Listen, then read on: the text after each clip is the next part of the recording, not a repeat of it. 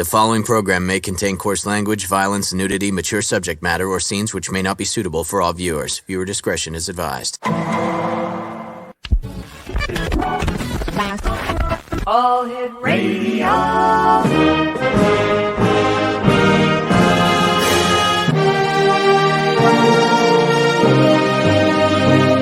Welcome to the X Zone, a place where fact is fiction and fiction is reality. Now, here's your host, Rob McConnell. And welcome back to the X Zone. I am Rob McConnell, coming to you from our broadcast center and studios in St. Catharines, Ontario, Canada. The X Zone is a place where people dare to believe and dare to be heard. It's a place where fact is fiction and fiction is reality. And the X Zone comes to you Monday through Friday from 10 p.m. Eastern until 2 a.m. Eastern, right here on the Talkstar Radio Network, Mutual Broadcast Network, X Zone Broadcast Network, and Channel 54 on Simul TV on the X Zone TV channel. Now, if you'd like to subscribe to the X Zone TV channel on Simul TV, visit www.simultv.com. And for all the shows, all the radio shows and TV shows that we have available on the X Zone Broadcast Network, visit www.xzbn.net. In fact, if you go to the X Zone Broadcast Network, you'll look and see a show called Mission Evolution that is hosted by GWILDA WIYAKA. GWILDA is my guest this hour, and GWILDA is a shaman. And we're going to talk to GWILDA about remote viewing and biolocation from a shamanic perspective. And hello, dear friend. How are you tonight? Hello, Rob. I'm doing well. Yourself? Good, thanks. First of all, let our listeners know what a shaman is and how it relates to, and how shamanism relates to present day society and present day life. I'll give it my best shot. If you can't, I don't know who can. Oh, bless your heart. I like to call myself a shamanic practitioner because I reserve the name of shaman for, people, indigenous peoples that were born into the culture, that have the genetic predisposition. That's not to say we don't. I'm kind of a Heinz 57, but there's a shamanic culture at the base of all of our cultures, as shamanic traditions. And when it's between 50 and 60,000 years old. I guess shamanism has been since the time of the Neanderthals, practically. It's a form of accessing information on the spiritual level. But when I'm talking spiritual level, we're going to be talking the quantum level or frequency level of life. And it's, like I said, it's been practiced in one form or another for years and years and years by all cultures, and they're amazingly similar. And so as just like religion, as it's gone through the ages, as we get go into higher frequency times or lower frequency times, it becomes less or more dogmatic, and it's gone through its dogmatic times when the rituals became the big issue. And they're still right now, the rituals are like everybody's claiming their rituals, and they're really territorial about their rituals, and that's fine, except the rituals are the car, and they've forgotten about the destination when they're doing that. The rituals are used as an organized set of rituals, shamanism, an organized set of rituals to help the practitioner manage matter at the quantum level.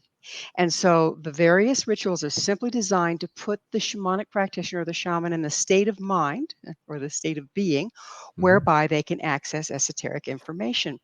And interestingly enough, that is a dream state.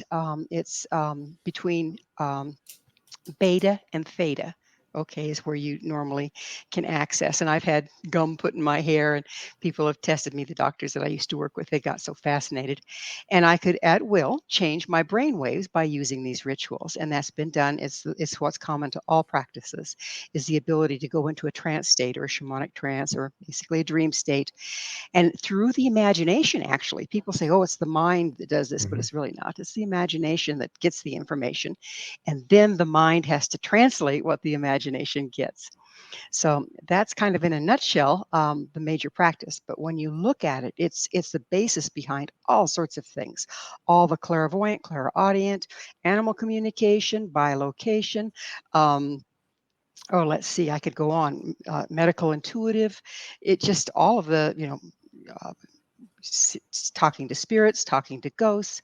All of that is basically shamanic in nature. And now we've taken pieces of it and made practices out of it, which is fine, but it's all covered in the practice itself. Tell me about shamanic remote viewing. Shamanic remote viewing was, of course, the original remote viewing. And in both Indian and Chinese scriptures, there's recordings of shaman, or not shaman, Mhm. well, shaman being used, people with the gift being used to remote view during times of war and to get information and bring it back. So it's ancient in its practice. And but the remote viewing isn't just used for gleaning information. It can be used for finding things. It can be used for finding people. It can be used for seeing what's coming. In other words, sometimes you can see a tsunami coming or something ahead of time by going out, remote viewing over the ocean, and go, "Whoa, there's a big one on our way." Here it comes. So it's much more broad, actually, than what we view as the remote viewing that was started during the Cold War, whereby the Mhm. governments, Russia and the United States, used gifted people to spy on each other. And then from that, an entire practice came, and training and everything else. So, does shamanic remote viewing actually go into the future? And if you can go into the future, can you also go backwards in time? Yes, you really can. And that's the beauty of shamanism, is it's not bound by time or space. So if I'm doing a healing for a person, a shamanic healing for a person, oftentimes it requires my going back into their history to find where they disconnected from part of themselves or from a frequency or from a natural expression and help them realign with it. Okay, so that's going into the past. I can also divine information, any of us can, divine information. Say a person wants to know, well, should I buy this house? Well, should Mhm. isn't usually a good question. Spirit doesn't care. Um, so I will help them reframe the question. But basically, what does it look like if I buy this house? And what does it look like if I don't buy this house? And so that it doesn't tell a person what to do. It just gives them more information upon which to base their own choices. But so that's an example of going into the future with it. Is remote viewing done with the mind, or is it there actually a transference of physical being into another dimension or another state or frequency? I'm really glad you asked that because, again, back in the 70s when they were, when they defined remote viewing per se, Mhm. they thought it was done with the mind, and the mind does have something to do with it, but Okay. actually, the entire chakric system of the practitioner, which manages our frequency. Okay, all the chakras are different divinations of frequency. And it's through the chakric systems and through our intent that we access the other information or line up with what we're trying to find. And then that what we're trying to find is painted on our imagination. Then our mind, our brain or our mind makes sense Right. of the information and applies it to the world at large. So it's And this it's is quite a process. it's quite a process, but it's done in no time flat. Bang, at the snap of the fingers. Yes, it can be, Wow. absolutely. And so I say, the chakric system manages it, Mhm. but it's like saying, well, the heart pumps the blood too, but I don't have to think about making my heart pump the blood. I Right. simply let it do its thing. But if I get more active, it pumps harder, and if I slow down, Mhm. it hopefully slows down. And it's the same thing with our chakric system. It automatically will adjust, but in this case, based on our intention. Okay. Now there's a lot of, automatic thing, just like the heart. It automatically Sure. goes this way or that way. But we can learn, and a practitioner learns how to Mhm. use their intention to direct where the chakric system is aligning with. And that's how we can be pretty precise. So what's the difference between remote viewing, Gwilda, and biolocation? Well, really, it's just a matter of degree. Okay. So if I'm sitting here and I want to check in to see if my son's okay or if my dog's or his Mhm. dog's okay or this or that. In my case, I don't necessarily get a visual. If I really work hard at it, I can. But normally I just drop in and I kind of get a feeling because I'm more of an empath. Get a Mhm. feeling that, okay, he's good. He's good. So I'm here, but I'm reading from there. Okay. But if I am looking for someone, okay, someone's lost or something's lost, I will go to them and then spread out my awareness to see their surrounds. And then I do a reverse Google map thing, right? Zoom back out as far as I can to get a pretty good idea of where they are located. So that's the two different ways. And but if I am actually physically going there, then that's the bilocation. I'm not physically, spiritually going there. That's the bilocation. Remote viewing, you can stay here and look. Okay. Here's a question for you. If your spirit goes to a location, right? Mhm. Your body stays in Colorado. Mhm. And let's say your spirit comes here to St. Catharines. How come you don't die in Colorado? Your spirit's no longer with you. Well, again, it's a matter of degree. I think we think Hmm. of you sit up out of your body, you leave your body, you die. But actually, our spirit travels to the edges of the universe and beyond, if you want to talk to a Celtic shaman. And it's seamless. Okay. And so while there's enough of my frequency left here to keep my body running. Okay. Then, but at the same time, I can expand my awareness, and I'm expanding it through what we call X points. So my electromagnetic field crosses with the electromagnetic field of the planet, which crosses with the electromagnetic field of whoever I'm looking at. Every place two electromagnetic fields cross, X points are created. And NASA's been studying those where the electromagnetic field of the Earth and the Sun cross. They create what they're calling wormholes, little space distortion between time and space. Okay. And the same principle is working here. And I'm using those portals, okay, to travel with my awareness or part of my spirit, if you will, to a different location at the same time I'm here. Sounds like you're your own Tesla coil. Yeah, we all are, though. All right, Gwilda, stand by. And Exonation, if you'd like to catch Gwilda's radio show Mission Evolution, visit www.missionevolution.org or go to www.xzbn.net. And we'll both be back on the other side of this break. Don't go away.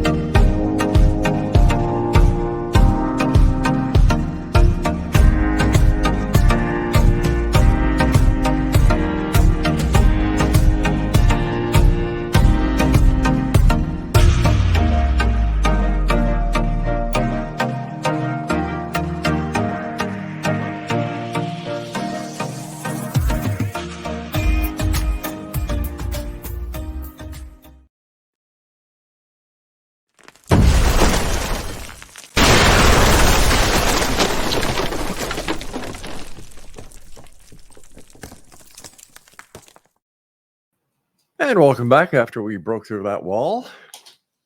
I wonder who's going to pay for that one. Anyway, let's send the bill to Gwilda. It's her fault. Oh, no. You broke it. You broke it. Actually, you did biolocating.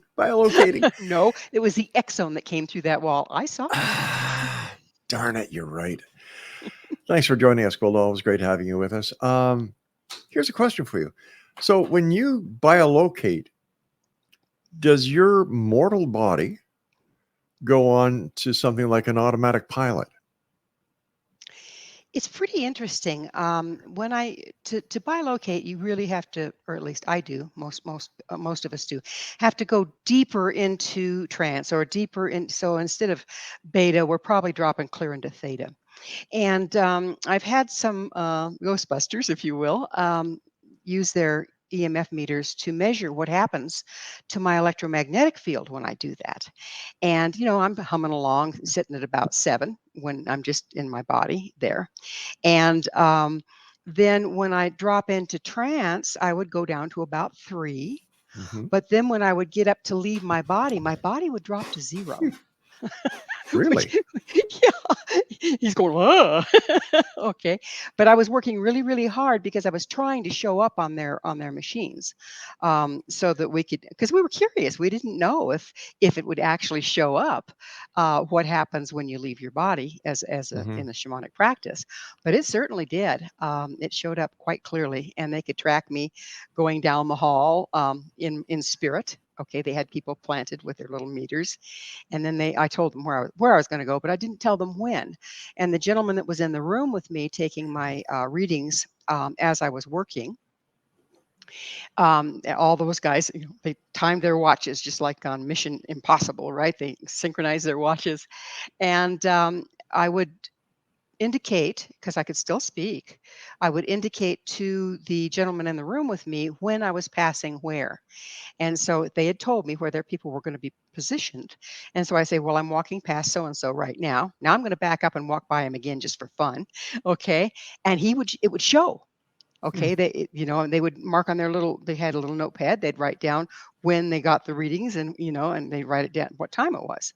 And it was right on, dead on. Everything I said, it showed up on their meters on the way down the hall.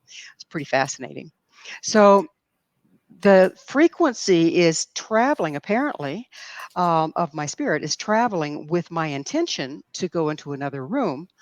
But there's still enough left to run the body, obviously, because I'm still here. What are the downfalls or pitfalls of remote viewing and biolocation? Well, it takes a lot of training, and it can be misinterpreted, for one thing, because, like I said, a lot of things show up in metaphoric form in the Mhm. imagination, and then they have to be translated to make sense into reality, okay, our reality. And some people will very often take things literally that are metaphorical, or metaphorical that are literal. So there's that problem. The other problem, and I think the people that were working for the government kind of had a workaround for this one, but it's like you might know where you are, but not when. Or you might know when you are, but not where, okay? Because you're outside of time and space. So, Right. I can bilocate to some place and see something going on, and you know, very accurately portray it, but I don't know if it happened 200 years ago or if it's going to happen in the future. Hmm. So trying to figure out how to get exactly where you want to get when you want to get there is a real art form. And so you could imagine, well, when's the battle going to start? Oh, well, Exactly. if you're wrong, look out. Yeah. So those are some of the pitfalls. And also there's the little issue of violating other people's space. I never intentionally bilocate without permission, go to somebody else's space without permission. It's like, let them go to the bathroom in peace, right? You never know what they're doing. Hmm. Hmm. Let me ask you this question. I don't know if you've ever been asked this before, but you've got my interest. As you know, I'm an animal lover. Yes. And can animals biolocate and remote view? Yes, they do it much more naturally than we do. Hmm. We've kind of had it socialized out of us. But I've had, because I'm sensitive, I can feel when people or animals come into my field. And if I'm gone from the house too long, all of a sudden I feel my kitten. She's like, "Mom, where are you?" Hmm. It's like you feel her in the car when you're driving. And obviously she's not in the car when you're driving, but part of her is out there looking for you. And so they really do bilocate. And if you ever see them when they're laying there dreaming and twitching, they're out there running Yeah. around someplace. You've worked with, or you were a member of a search and rescue organization. Did you ever use your abilities to help find lost people? And if so, tell us some stories. I find this so fascinating. Okay. Yes, I did, but I did it in the closet. Okay. Hold I on here. had Hold on. I could go so many ways with this. Oh, I'm I just trying to know you figure could. out. Okay, why would you be in the closet? Like, why didn't you just? Was it because they wouldn't understand, or they wouldn't respect, or they would think you were out to lunch? All the above. Wow. This was back in the 70s, okay?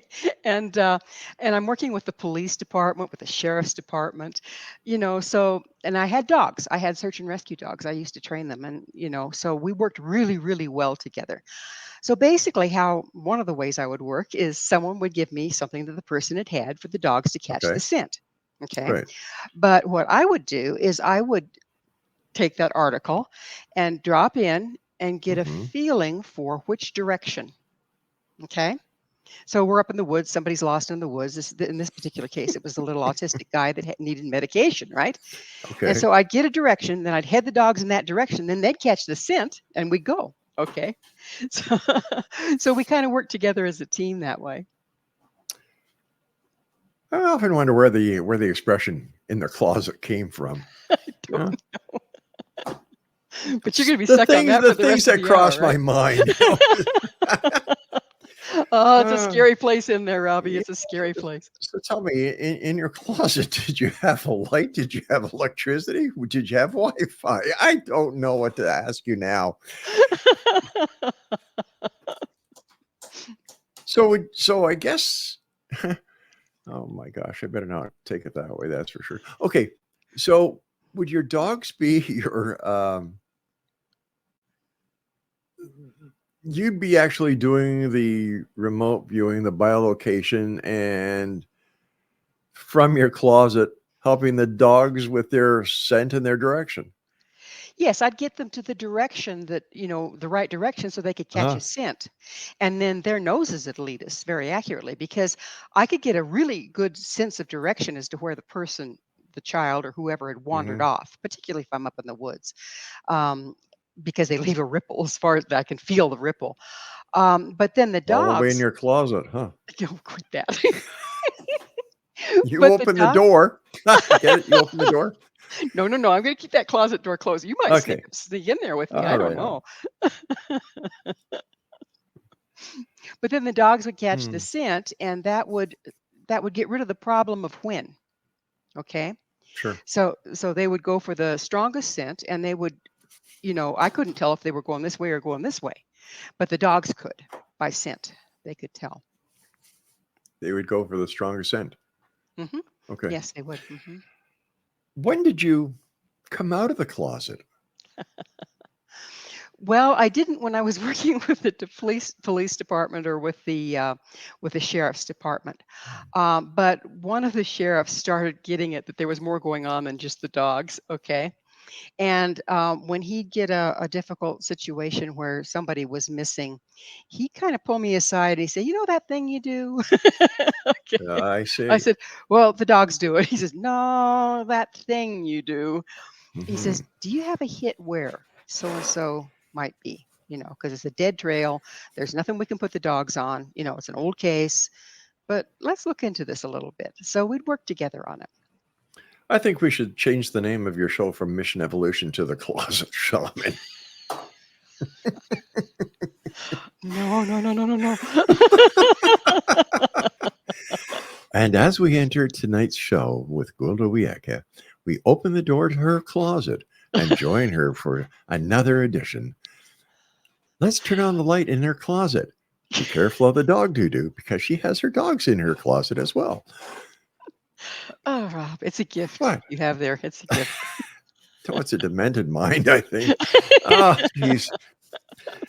Let's try and get this back to a serious note. Okay, we're serious now. Okay. Can everybody biolocate? Or do they need a closet? Robert, how do you expect me to be serious? I don't know. Well, yes, actually, everybody can, and everybody does. And I'll give you a couple of examples. Okay. Have you ever been sitting in your living room, somebody pops to your mind, one of your kids or something, and then the phone rings and it's them? Everybody's had that situation, Sure. right? Yeah.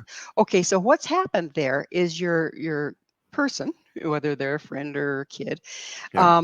or both, has decided to call you. They've set their intention to call you before they pick up the phone. Right. They journey out ahead of themselves with their intent and enter your field. Okay. And then that's what you pick up is them coming into your field. So they have bilocated and you've picked up their frequency and you recognize them because you're familiar with their frequency. Have you ever noticed how it feels different to be in the living room with your wife, say for instance, your son? Oh, yeah. Oh, let's use a different example. Rob, now don't you go there. Oh, okay. No wife jokes.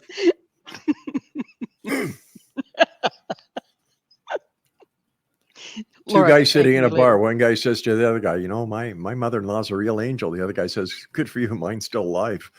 All right. Okay. Yeah. All right. So I'm sitting in the living room. Laura's there. And Okay. So, or a Or? different scenario, you're sitting in the living room and your son is there, one of your sons. okay. Without even opening your eyes, can you Mhm. feel the difference? Without hearing anything, without opening your eyes, can you feel the difference? Definitely. Yes. Yes. So what you are is you're attuning to their individual frequency and recognizing it. It might be subconsciously, but you're recognizing their frequency. So when they decide to call you, they enter your field with their intention, which carries their frequency, and you recognize it and know that they're going to call. I mean, the hands around the neck has nothing to do with it. No. I get you. And that does make sense. It truly does. You and I have to take a quick break, Gwilda, but I'd like you to consider changing the name of your show to The Closet Shaman. And I've even got a new telephone number for you. 1-800-1-CLOSET. No? We'll be back on the other side. This is the X Zone. I'm Rob McConnell.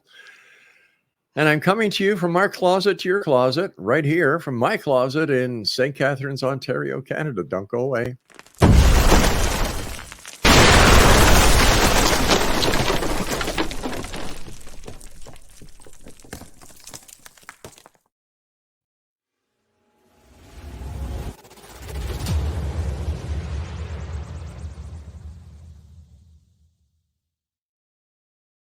So I was watching the X Zone TV channel last night when I was abducted by aliens, and they kept repeating to me over and over again, simultv.com, simultv.com. What's simultv.com? That's what I asked them. They had it written on the side of their UFO. How do you spell that? UFO. No, I mean simultv.com. simultv.com. simultv.com. Right. simultv.com. Interesting that you were abducted by aliens in a simultv.com UFO last night. Oh, yeah? Yeah. Now that you mention it, I remember now last night I was awakened from a deep sleep. My great-grandmother was standing there. She said she'd come from the hereafter to tell me about simultv.com. She even spelled it out for me. simultv.com, sonny boy. simultv.com. simultv.com, sonny boy. Wow. Yeah. Guys, you'll never guess what my psychic guru just told me. simultv.com. Exactly. Are you guys psychic too? Of course. We all know about simultv.com. simultv.com.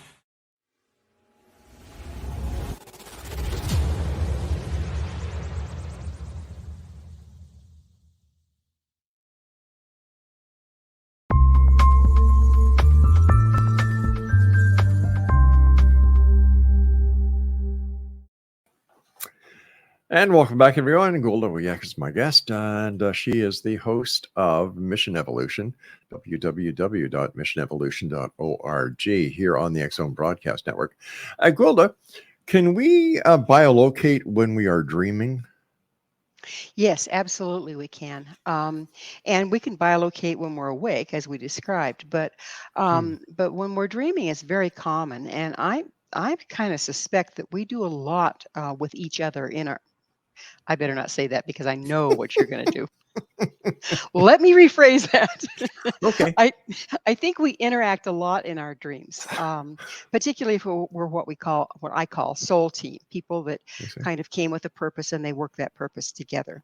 Because oftentimes I'll wake up and I'll feel like I've had quite a conversation with someone. Now I don't know where we meet, their place or mine, or in between, or in the closet, but but I know that we do bilocate and do a lot of stuff in our dreams that we're unaware of. Can we say that a near-death experience where the person actually, survives, let's say, a crash, but during the crash, they seem to be out of their body looking down at the crash scene and so on and so forth. Can that be an example of biolocation? It can, because they're looking down at their body, Hmm. but the body's not dead yet. Okay, it Right. depends on how severe the accident is. Sometimes they are totally out of their body and hanging around close to it in its field. It is bilocating, but it's debatable how much is in the body. On another instance, people that have been in comas, they're aware they can hear people talking around them. Their brain is messed up in the way that they can't interface outward yet. But they've given reports. I've heard some reports from them that it's much easier for them to go visit somebody here, go visit somebody there, see what somebody else is doing while they're in a Hmm. coma, and bilocate quite a bit that way. And I don't know why people are more likely to do it then than they would be otherwise. Maybe they just get bored being in a coma and want to go visit somebody. I don't know, but I've heard that more than once. Could this have something to do with the brain wave activity that is going on while they're in a coma? I think so. I'm not a medical professional, so I don't really know Hmm. exactly what happens to the brain waves when they're in a coma, but I strongly expect that's what's going on. What are some of the myths and legends about biolocation? Well, a lot of people have bilocated. There's at least five saints that I know of that were reported as bilocating. Now, of course, you have to realize that this is, like one of them died in 1968, one of them died in 17 something or other. So it's all hearsay, if you will. But they were reported more than once of bilocating. Like one gentleman would preach to two different congregations in separate cities at the same time, and the groups of people would see him there. Okay, so there's lots of bilocation there, and then the Native Americans used to, a lot of different tribes, the shamans from the different tribes would bilocate to see where the game was, or to see where the enemy was coming from, or this sort of thing. There's also, lots of reports of Jesus actually bilocating. And you can't prove any of this, but it certainly has happened. And then if you really want to get far out, there is some legends that believe that part of us is here on the planet living a life in a human form, Hmm. and another part of us is out in the universe living another life on a different planet. So that's another, and those legends are old, old, old. That belief, the Hopi actually have a dance, the Kachinas. They actually wear those costumes to channel in a star being, as they call them, that bilocates from the stars into their body. They dance and dance and go into trance, and the costume they're wearing helps them align with the frequency of the star being that they're going to channel and get information from. So that's an ancient practice. It's pretty fascinating. Let me ask you this.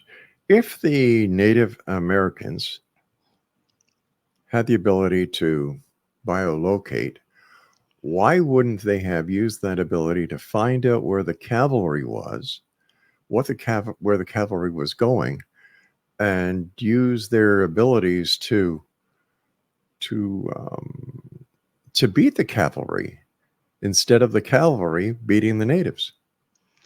Well, I think they did. They didn't beat them, but depending, again, each according to their gifts. If the shaman Hmm. of the tribe was gifted in bilocation, not everybody has all the gifts, right? And some Oh, have, why well, not? I can kind of do this, but I can't do Yeah. that as well. Just how you're wired. Okay. But I do believe that they used that a lot. And I know in Vietnam, the Vietnamese shaman used it a lot.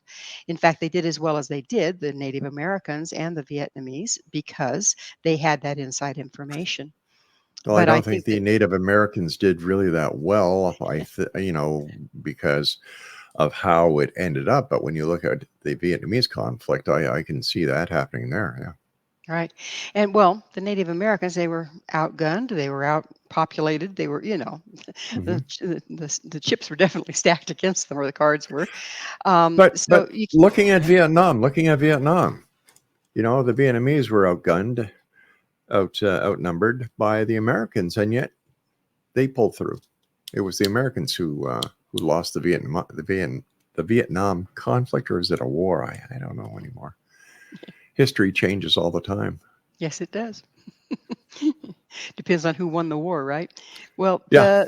the Vietnamese also, and I don't know about. I haven't been able to find any information, any major information on this about the Native Americans. But the Vietnamese also used sorcery to.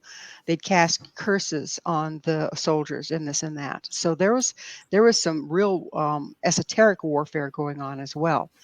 That I've had Vietnam veterans come to me to be cleared of the things that was put on them when they were over there on the ground. So Mm. there's a lot more that went on there and everywhere, I think, than what we know. I think this has been used in warfare since the dawning of time. But a number of the psychics and mediums and other practitioners of the paranormal, including Wiccans and witches, say that there's no validity in a curse, that a curse is not real. Well, actually, it is. What it Now, is this is your interpretation. this is my interpretation. Okay. Of course, it is my interpretation, but if you look at it just frequency wise, what a curse is a distorted frequency being imposed on another person. We can even curse ourselves. Okay. So simple as saying, I'm never going to make this happen. I'm never going to make this happen. Mhm. You've cursed yourself.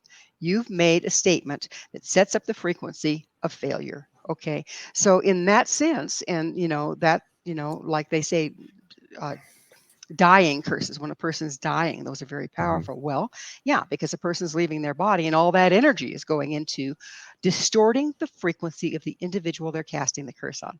So there is actually some validity to the idea of curses, and they can be broken. Okay. If a curse is based on frequency, Mhm. unless I have myself tuned to your frequency, I won't receive that message. Well, remember the telephone call with somebody coming ahead of time, and you feeling them before they call. Okay. Okay.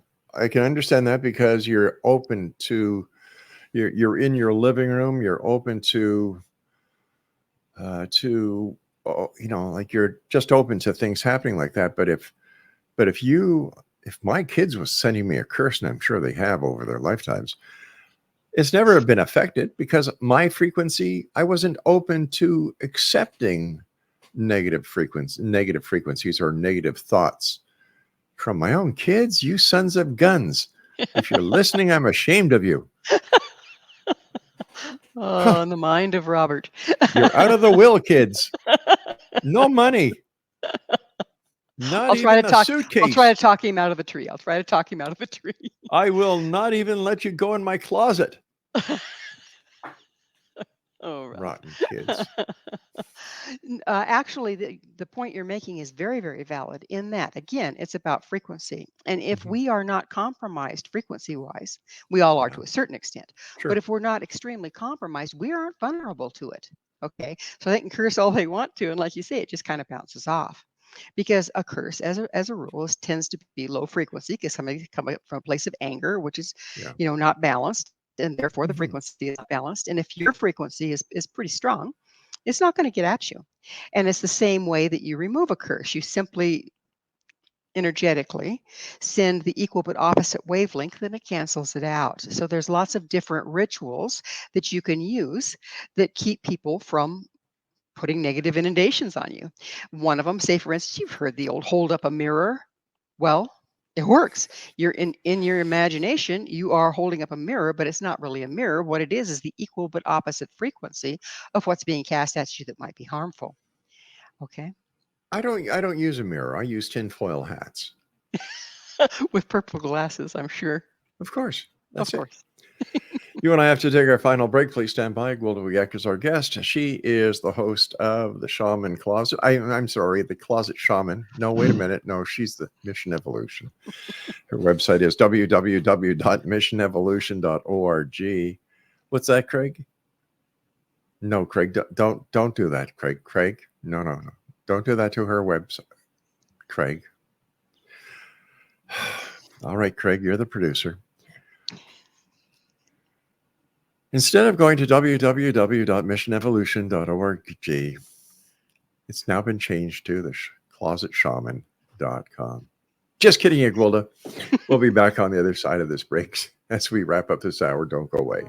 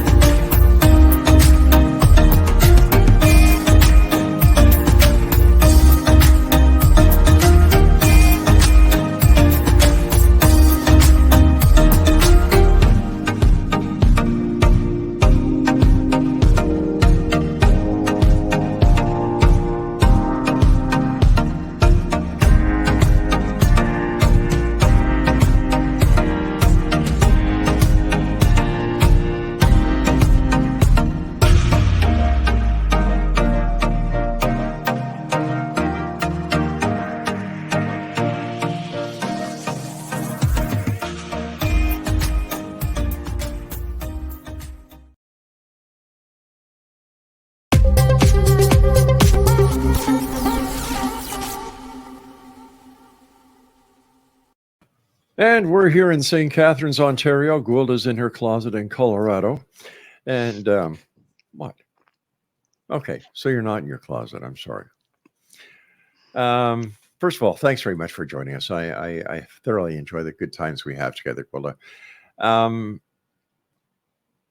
You had a very interesting guest on your show this week, Dr. Jude Caravan, I believe was her name. Yes. Man, she was really bringing up some very thought-provoking terms. Is the Earth a biosphere, basically, or what did you walk away with on that one? Well, I always love working with Jude. I've had her on the show before. She's got a master's degree, I think, in physics and architecture as well. Yes. Archaeology. There we go. That's it. There we go. Just an amazing lady. She was proposing that the Earth isn't, like I used the name for the show, is the Earth a chunk of rock or an evolving sentient being? And she was using her education, her science education, to track how actually the Earth is a sentient being. We and the Earth are evolving together, and the entire universe is an evolving sentient being, was her viewpoint. And that's been the way I've always felt. It's like, this isn't just a dead chunk of rock, that it's an organism just like we're an organism. Right. And then if you carry that out, as above, so below, then that means it's the same way with everything. And if people can pick up, and this is my major takeaway, if people can start picking up that viewpoint, start entertaining that thought, a lot of the atrocities that are being perpetrated right now won't be able to happen if we suddenly realize, oh, everything's alive and everything negative we do to anything impacts us all. That's a big takeaway. Sure is. Who's your guest this week? I mean, next week. Next This week. week coming. Oh, yes, I can't remember her name, but she's animal communicator, and she Ooh. does yes, and she does energy healing for animals. So that could be really, really interesting. I'm And sure it's going to be I don't think she comes from a shamanic standpoint, so it's going to be fun to bring in the other viewpoints. Yeah. Sounds like another great show coming up this coming Tuesday here on the X Zone Broadcast Network, X Zone TV channel as well. Gwilda, what are your final thoughts for tonight? Well, I think that recognizing that we all can bilocate, that we all can remotely view, and bearing in mind, do things with permission and with love and grace and respect, that we can start listening to the information that we're getting and increase our awareness of each other and the world around us. Because we've been taught to ignore it, we can start being aware of it, and it's going to change the way we view the world. It's going to change the way we view each other, and it's going to pull us all together, I believe. I hope so, my dear friend. Let our listeners know how they can find out more about you, and also tell them about what you have available at Find Your Path Home. Oh, okay. Yeah, they can get a hold of me at www.findyourpathhome.com. And I have a class coming up. It's going to be a Zoom class, and it's for the Samhain, which is a Celtic holiday. It's called the Battle of the Evil Fomorians. But it's basically a class that teaches people how to reclaim the power, their personal frequency that they've left in old projects that are unfinished. And that's this time of year supports that. So it's a really powerful class. They can find that on the front page of findyourpathhome.com. Gwilda, I want to thank you so much for joining us. I'll see you next week. And of course, I'll be working with you on Tuesday as we do another edition of Mission Evolution. Well, Exonation, if you'd like to find out more about Gwilda Wiyaka, visit missionevolution.org. And to listen to past shows of Mission Evolution or Stairway to Heaven, go to www.xzbn.net. Until then, my friend, take care of yourself, stay out of trouble, and don't forget to clean your closet. Good night, Gwilda. Good night, Rob. All right, Exonation, I'll be back at the top of the hour with Richard Sennett. We're talking about ghosts, goblins, haunted house, haunted ships, and much more this next hour here in the X Zone. I'll be back on the other side of this very short break. Don't go away.